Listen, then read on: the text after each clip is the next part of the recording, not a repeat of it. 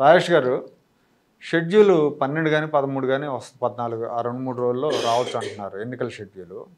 అయితే ప్రభుత్వం వచ్చేసి రాష్ట్ర ప్రభుత్వం ఈ గ్రామ వాలంటీర్లు ఉంటారు కదా, వార్డు వాలంటీర్లు, గ్రామ వాలంటీర్లు, వీళ్ళని మళ్ళీ పాంప్లెట్లు ఇచ్చి ఇల్లు తిరగమని చెప్తా ఉన్నారు. ఇంటింటికి తిరిగి పాంప్లెట్లు ఇచ్చి జగన్ ప్రభుత్వం ఏమేం చేసింది, ఎంత చేసింది, మీకెంత చేసింది, ఇలాంటివన్నీ నేను ఇది ఒక రకంగా ఇది ఎన్నికల ప్రచారం కిందకు వస్తుంది.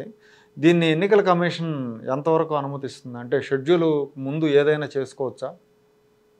ఇక్కడ వాస్తవంగా ప్రతిపక్ష పార్టీలు ఎందుకింత నిస్సత్తుగా ఊరుకుంటున్నాయో కూడా అర్థం కావట్లేదు మనకి.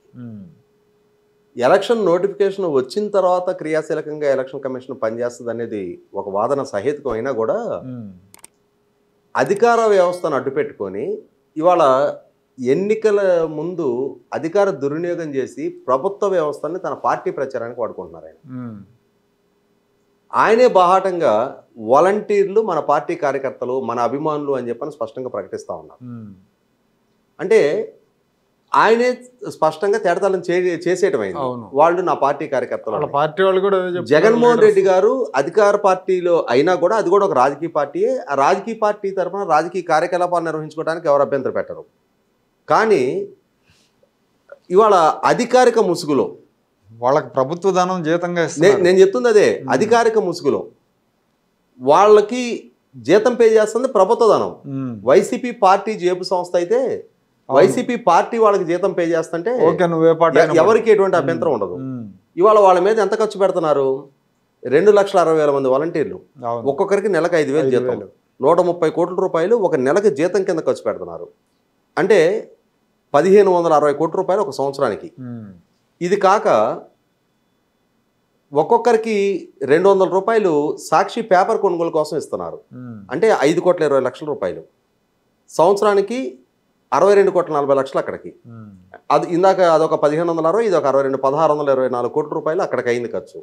ఇది కాకుండా వాళ్ళని మానిటరింగ్ కోసం అని చెప్పని ఫీల్డ్ ఆపరేటింగ్ ఏజెన్సీ అని చెప్పని వాళ్ళకి మానిటరింగ్ అండ్ ట్రైనింగ్ కోసం వాళ్ళకి ఒక 68 కోట్లు ఖర్చు పెడుతున్నారు. అంటే 1,692 కోట్లు అక్కడ ఖర్చు అవుతుంది. ఇది కాకుండా ప్రతి సంవత్సరం వాళ్ళకి వాలంటీర్ మిత్ర, వాలంటీర్ రత్న, వాలంటీర్ వజ్ర అని చెప్పని క్యాష్ ఇన్సెంటివ్స్ ఇస్తున్నారు. 280 కోట్లు ఖర్చు పెడుతున్నారు. ఈ సంవత్సరం 392 కోట్లు ఖర్చు పెట్టారు. అంటే ఆన్ అండ్ యావరేజ్న దాదాపుగా 1,950 కోట్ల రూపాయలు ఆ వ్యవస్థ మీద ప్రభుత్వం ఖర్చు పెడుతుంది. పైగా ఇప్పుడు ఇంకొక కొత్త తాయిలాలు ఏం మొదలు పెట్టారు అని అంటే, ఇప్పుడు ఈ రైస్ డిస్ట్రిబ్యూషన్ వెహికల్స్ దాని పక్కన నుంచుంటే 500 ఇస్తారంట. మరి పక్కన నుంచోటం దేనికి? ఇప్పుడు అది వేరే మెకానిజం కదా. అంటే ఏం లేదు, వాడు వైసీపీ కార్యకర్తలాగా పక్కన నిలబడి వైసీపీ ఇస్తుంది అన్నట్టు బిల్డప్ ఇవ్వటానికి అంతే. దానికోసం వాళ్ళకి నెలకు 500 రూపాయలు అదనంగా పే చేస్తారంట. అంటే ఏదో ఒక రకంగా ఎన్నికలకు ముందు వాళ్ళకి తాయిలాలు డిస్ట్రిబ్యూట్ చేసే ప్రయత్నం చేస్తున్నారు. ఇక్కడ ప్రతిపక్ష పార్టీలు ఫిర్యాదు చేయటం లేదు ఒక అంశం. కానీ ఎలక్షన్ కమిషన్ కూడా అంత ఉదాసీనంగా ఎట్లా ఊరుకుంటారు? ఇవాళ వివిధ హోదాల్లో ఉన్న నాయకులు, వైసీపీ పార్టీ నుంచి అభ్యర్థులుగా ప్రకటించబడిన అధికారిక హోదాల్లో ఉన్న మంత్రులు, ఎమ్మెల్యేలు లాంటి వాళ్ళందరూ కూడా ఈ వాలంటీర్లని, సచివాలయ సిబ్బందిని, జర్నలిస్టుని పిలిచి వాళ్ళకి బాహాటంగా బహుమతులు డిస్ట్రిబ్యూట్ చేస్తున్నారు. ఎల్లెమ్మటి చీరల పంపిణీ చేస్తున్నారు. ఇవాళ ఎంత నగదు వినియోగం జరుగుతుంది అసలు? మీకు బల్క్ కన్సైన్మెంట్స్ కదా. ఇవాళ వాలంటీర్లు ఒక ఊరికి 10 మంది ఉంటున్నారు. అంటే ఒక నియోజకవర్గ వ్యాప్తంగా ఒక 1000 మంది వరకు ఉంటారు. 1000 కుక్కర్లు కొంటుంటే అది బల్క్ డీల్ కదా. ఎవరి దగ్గర కొంటున్నారు, ఆ డీలర్లు ఎవరు కొంటున్నారు అనేది దాన్ని ట్రాక్ చేయలేరా? పెద్ద కష్టమైన విషయం కాదు. ట్రాక్ చేయలేరా? దానికి ఆ మనీ సోర్స్ ఏంటి, ఎవరి జేబు నుంచి ఆ డబ్బు ఖర్చు పెడుతున్నారు, దాన్ని ఎలక్షన్ ఖర్చులో చూపించేసేసి మీకున్న కేటాయించబడిన 40 లక్షల్లో మీరు ఇప్పుడు ఇంత వినియోగించేసుకున్నారు. మీరు పైగా బహుమతులతోటి ప్రలోభ పెడుతున్నారు. పైగా వాళ్ళు ప్రభుత్వం నుంచి జీతం తీసుకుంటున్న వాలంటీర్స్ అంటే ఒక రకంగా వాళ్ళు స్వచ్ఛంద సేవకులా ఇవన్నీ అనవసరం. ప్రభుత్వం వాళ్ళకి జీతం పే చేస్తుంది కాబట్టి అది 100కి 100 రూపాయలు వీళ్ళ దగ్గర నుంచి వెళ్ళేది బ్రైబ్గానే పరిగణించాలి. దాన్ని అది లంచంగానే పరిగణించాల్సి ఉంటుంది. లంచం ఇచ్చినందుకు తీసుకున్నందుకు ఇద్దరి మీద కేసులు నమోదు చేయాలి. రెండోది, క్రిస్టియన్ ఫాస్టర్స్ని పిలిచి జగన్మోహన్ రెడ్డి గారి మేనత్త ఆమె మీటింగులు పెట్టి క్రిస్టియన్గా పుట్టిన జగన్మోహన్ రెడ్డికి ఓట్లు వేయాలి, క్రిస్టియన్గా ఉన్న జగన్మోహన్ రెడ్డిని కనుక గెలిపించుకోకపోతే రేపు రాష్ట్రంలో క్రిస్టియానిటీకి ప్రమాదం అని చెప్పని మతపరమైన ప్రచారం చేస్తున్నారు. దాని మీద తెలుగుదేశం పార్టీ కేసులు వేయాలి కదా, అసలు కంప్లైంట్లు చేయాలి. 100కి 100 పాళ్ళు ఆక్షేపణీయమైన ప్రచారం అది. తెలుగుదేశం పార్టీ మీరు ప్రస్తావించినట్టుగానే దాని మీద కేసు ఫైల్ చేయకపోవడం ఆక్షేపణీయం. అసలు ఎందుకంత నిర్లిప్తం కూరుకుంటున్నారు? ఇవాళ మంత్రి హోదాలో ఉన్న జోగి రమేష్ అదే ప్రచారం చేశాడు, ద్వారంపూడి చంద్రశేఖర్ రెడ్డి ఎమ్మెల్యే హోదాలో అదే ప్రచారం చేస్తున్నాడు, విమలారెడ్డి రాష్ట్ర వ్యాప్తంగా పర్యటన చేస్తూ ఆమె అదే ప్రచారం చేస్తూ ఉంది. జగన్మోహన్ రెడ్డి ఆయన భార్య ఇద్దరు కూడా వాళ్ళు పర్సనల్ ప్రేయర్ టైం పెట్టుకుంటారు, ఉదయాన్నే ప్రేయర్ చేస్తారు. మాకు తెలిసిన అమ్మాయే అంటే మీకు తెలిసిన అమ్మాయి అని చెప్పని మీరు ఎండార్ చేసుకుంటూ వెళ్తూ ఉంటుంటే, మీ తరపున మీకు ఓట్లేయండి అని చెప్పని మతపరమైన అప్పీల్ చేస్తూ ఉంటే, మనకి శ్రీకాకుళం జిల్లాలో ఇచ్చాపురంలో ఎంవి కృష్ణారావు గారిని ఒకప్పుడు డిస్క్వాలిఫై చేశారు కదా కోర్టు నుంచి. ఎన్టీ రామారావు గారిని కృష్ణుడు రూపంలో ఉన్న బొమ్మ వాడుకున్నారు ప్రచారం అని చెప్పని. కలమట మోహన్ రావు గారిని, మోహన్ రావు గారినా, కృష్ణారావు గారిని కదా, కృష్ణారావు గారు కలమట మోహన్ రావు ఆయన ఆ రోజు కోర్టు డిస్క్వాలిఫై చేసింది కదా, ఎన్టీఆర్ కటౌట్ పెట్టుకున్నారు అని చెప్పని. మరి అది నేరమైనప్పుడు ఇది నేరం ఎందుకు కాదు? ఇంకా 4 రెట్లు. ఇవాళ ఏ నియోజకవర్గాల్లో ఆమె పర్యటించి ప్రచారం చేశారో ఆయా నియోజకవర్గాల్లో కేసులు నమోదు చేయాలి. రెండోది, ఈ విధమైన ప్రచారానికి పాల్పడిన ద్వారంపూడి చంద్రశేఖర్ రెడ్డిని, జోగి రమేష్ని ఎన్నికల్లో పోటీ చేయకుండా డిస్క్వాలిఫై చేయాలి. అసలు ఆ దిశగా ఎలక్షన్ కమిషన్ చొరవ ఎందుకు చూపట్లేదు? ఎలక్షన్ కమిషన్ వ్యవహార శైలి మనకి ఇంకొంచెం విస్తుగొలిపే అంశం ఏంటి అంటే, తిరుపతి పార్లమెంట్ ఎలక్షన్ సందర్భంగా అక్కడ దొంగ ఓటర్ ఐడీలు ముద్రించారు, దానికి లాగిన్ ఐడి షేర్ చేశారు అని చెప్పని ఐఏఎస్ అధికారి గిరీష్ రాజ్ సస్పెండ్ చేశారు. అక్కడ చంద్రమౌళేశ్వర రెడ్డిని సస్పెండ్ చేశారు, సిఎల్ని సస్పెండ్ చేశారు, డిఎస్పీని సస్పెండ్ చేశారు, తహసీల్దార్ని సస్పెండ్ చేశారు, ఎస్ఐని సస్పెండ్ చేశారు, హెడ్ కానిస్టేబుల్ దాకా సస్పెండ్ చేశారు. మరి అసలు డేటా షేరింగ్ చేసింది ఎవరికి? అల్టిమేట్ బెనిఫిషియరీ ఎవరు? ఆ గురుమూర్తిని ఎందుకని అతన్ని డిస్క్వాలిఫై చేయరు? అల్టిమేట్గా పోటీ చేసి గెలిచిన క్యాండిడేట్ కదా లబ్ధి పొందింది. అసలు ఈ దొంగ ఓటర్ ఐడీలు ముద్రించింది ఎవరు? వాటిని చలామణి చేసింది ఎవరు? ఆ జనాల్ని తరలించడానికి లాజిస్టిక్స్ ప్రొవైడ్ చేసింది ఎవరు? వాళ్ళ మీద ఎందుకు కేసులు నమోదు చేయట్లా? అసలు ఆ దిశగా ఎందుకు విచారం జరగట్లా? ఇవాళ ఏమవుతుంది, దొంగ కరెన్సీ ముద్రించడానికి ప్రూఫ్ ఇచ్చారు, ఆ మౌల్డ్స్ అవి ఉంటాయి కదా, అవి ఇచ్చారు అని చెప్పని ఒకళ్ళని సస్పెండ్ చేస్తున్నారు. వాళ్ళని సస్పెండ్ చేశారు, సరే ఈ ముద్రించిన వాళ్ళు అదే కదా.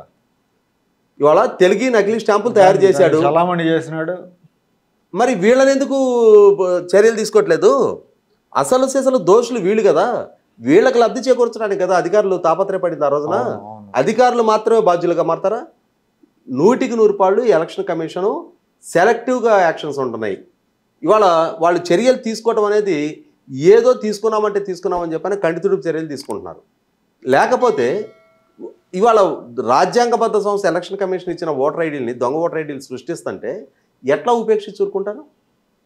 ఇది ఎలక్షన్ కమిషన్ అంశం.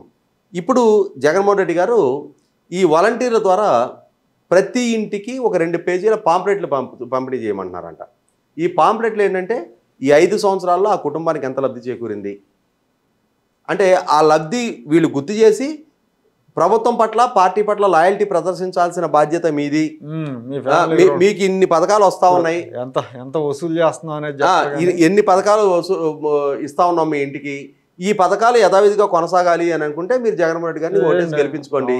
ఇంకొంచెం లోతుకెళ్ళి ఈ మధ్యకాలంలో నేను వింటున్నది ఏంటి అంటే, వాలంటీర్స్ మీరు ఓటు ఎవరికి వేసారో మాకు తెలుసుద్ది, అప్పుడు ఆపేస్తాం, మీకు రేపు రోజున మీరు ఓట్లు వేయకపోతే రేపు మీ పథకాలు ఆపేస్తామని చెప్పని బెదిరిస్తున్నారంట.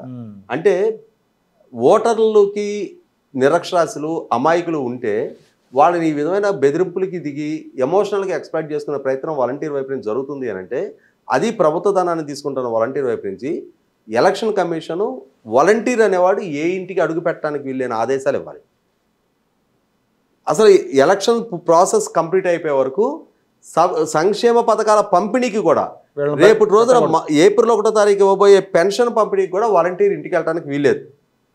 అది ఒకసారి నోటిఫికేషన్ వచ్చిన తర్వాత వాలంటీర్ అనేవాడు ఏ ఇంటి దగ్గర అయినా కనపడితే ఇమ్మీడియట్గా అరెస్ట్ చేస్తాం, వాడిని సస్పెండ్ కూడా కాదు, అరెస్టు చేస్తాం, వాడిని వాలంటీరు పదవుల నుంచి వాడిని టర్మినేట్ చేస్తామని చెప్పని స్పష్టమైన ఆదేశాలు ఎలక్షన్ కమిషన్ నుంచి రాకపోతే ఈ వరవడు ఎట్లాగే కొనసాగుతూ ఉంటుంది. ఎందుకంటే జగన్మోహన్ రెడ్డి గారు వాళ్ళని ఏ విధంగా బ్రైబ్ చేయాలో ఆ విధంగా బ్రైబ్ చేస్తున్నారు. స్థానిక ఇన్ఛార్జీలు ఒక్కొక్కరికి 5,000 రూపాయలు చేతిలో పెడుతున్నారు.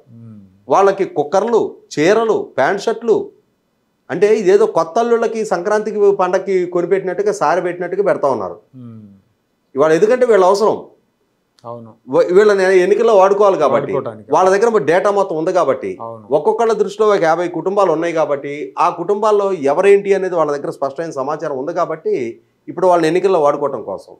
ఇటువంటి సందర్భంలో ఖచ్చితంగా వాళ్ళని ఎన్నికల వ్యవస్థ నుంచి దూరం చేయాలి అని అంటే తగిన ఒత్తిడి ఎలక్షన్ కమిషన్ దగ్గర పెంచాల్సిన బాధ్యత ఉంటుంది.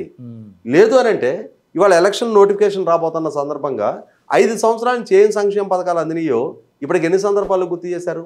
గడప గడపకు మన ప్రభుత్వాన్ని ఒక సందేశంలో వెళ్ళారు, ఒక సందర్భంలో వెళ్ళారు. మా నమ్మకం నువ్వే జగన్ అని చెప్పని ఇళ్ళకి స్టిక్కర్లు వేసి వచ్చారు. జగన్ అన్నకు చెబుదామని చెప్పని ఒకసారి వెళ్ళారు. మళ్ళీ ఇప్పుడు ఒకసారి ఎన్ని సందర్భాలు వెళ్తారు? ఎన్ని సందర్భాల్లో గుర్తు చేస్తూ ఉంటారు? ఇదే వాలంటీర్లు కదా. ఇవాళ ప్రతి సందర్భంలో వాళ్ళు ఇళ్ళకి వెళ్తానే ఉన్నారు. ఏం పథకాలు అందుతున్నాయి అనేది పొందుతున్న లబ్ధిదారులకు తెలుసు. ప్రతి సందర్భంలో వీళ్ళు గుర్తు చేసేది ఏంటి అంటే ప్రభుత్వం తరపున అధికారికంగా ఓట్లు క్యాంపెయినింగ్ అనేది వాలంటీర్ల ద్వారా ప్రభుత్వ వనరులతో చేస్తారా? వైసీపీ పార్టీ చేసుకోవటం వేరు, వైసీపీ కార్యకర్తలు ఇళ్ళకెళ్ళి ఓట్లు అప్పీల్ చేసుకోవటం వేరు. కానీ ఇవాళ ప్రభుత్వ ధనం తీసుకుంటా 9,750 కోట్ల రూపాయలు ఖర్చు పెట్టారు వాళ్ళ మీద ఇప్పటికి, ఆ వ్యవస్థ మీద. అటువంటి వ్యవస్థని దుర్వినియోగపరుస్తా ఈ రీతిగా ఇంత బాహాటంగా కనుక అధికార దుర్వినియోగానికి పాల్పడుతుంటే 100% ఎలక్షన్ కమిషను స్పష్టమైన చర్యలు తీసుకోవాలి. చర్యలు తీసుకున్నప్పుడు ఎలక్షన్ కమిషన్ కూడా అనుమానించాల్సి ఉంటుంది. ఓకే అండి, థ్యాంక్ యూ.